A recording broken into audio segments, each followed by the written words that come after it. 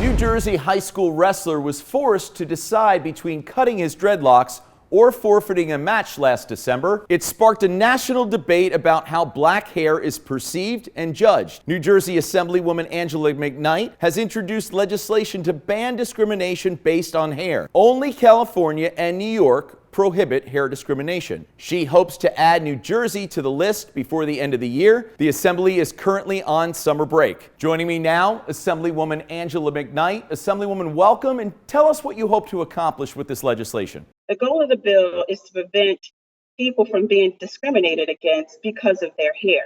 Due to Andrew Johnson having to cut his hair or forfeit his wrestling match, this is why I introduced this bill, because no one should be given the option of either cutting their hair or forfeiting a fight that they love to do. So I introduced this bill, and I'm natural. I love my natural hair, and many of us, this is our identity. This is part of our identity. So this piece of legislation that I have introduced is to stop discrimination for a person's hair. Assemblywoman, now this was an issue at a high school level.